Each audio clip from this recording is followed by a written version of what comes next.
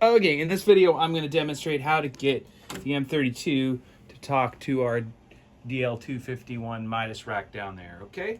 Okay, first thing is connection. Well, for the sake of reference, I have just loaded up the default scene on this so everything is normal.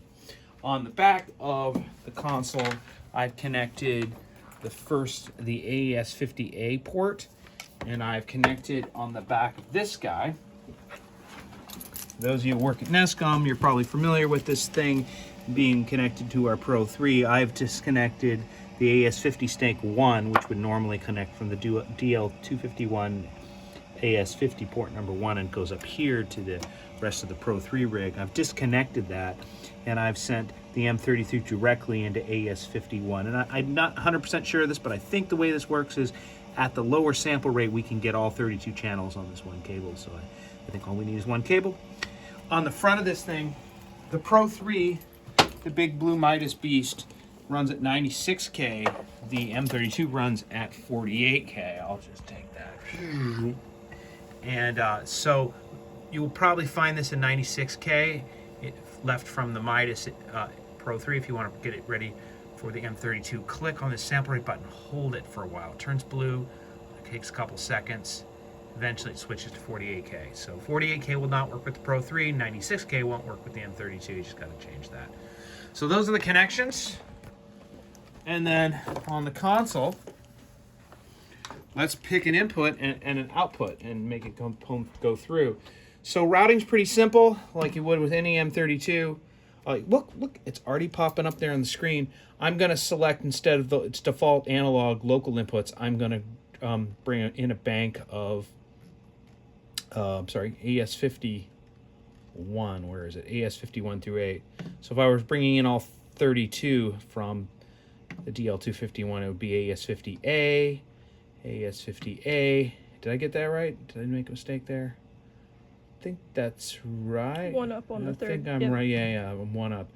So did I do it? And of course this. No, I was wrong. There it is. It's offset. It's kind of weird. 25 to 32. So right, the second one's wrong. Yeah, the second one's wrong. The second one was wrong? Yeah. 9 through 6. Yeah, there we go. Yeah. So that's how it's supposed to look. So with that in mind, I can already see I have a pink noise generator plugged into the back of the DL251. I can kind of see it there. Select it. It is already patched as normal because this was the default patch. A1 is going to A1. Of course, A1 is now the DL251. I've got gain control. I can bring up my pink noise. I can even turn phantom power on, which is kind of cool. And this would send to the stereo bus. And you'll notice you're hearing sound. And I didn't have to do anything to get sound out of the console, out of the DL251. What's going on here with the signal flow here is, of course, energy's going to stereo bus. And on this console, the stereo bus defaults to Midas outputs 15 and 16. And if you go to the output patch, I'll confirm this, 15 is always the stereo bus left unless you change it. Stereo bus left. And 16 is always the stereo bus right unless you change it. Well, this automatically routes out the AES outputs. And you don't have to change these when you load up this default scene. Outputs 1 through 8 and 9 through 16 automatically go out of AES 50, which means, I'm sorry if this is hard to understand, but the stereo bus is going out of 15 and 16 on the 251 without me even doing any patching. So there's the cable that was going to the loudspeaker. You, of course, could change that on here if you want to change the patching.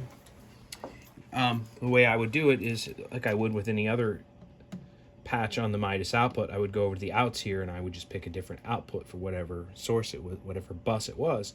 And that essentially what you're changing here are the 16 outputs of the DL251. So it's pretty simple. It just works like an I/O like any other console. You just have to basically boot up the I/O in 48K mode and pick your inputs to come from it. That's it.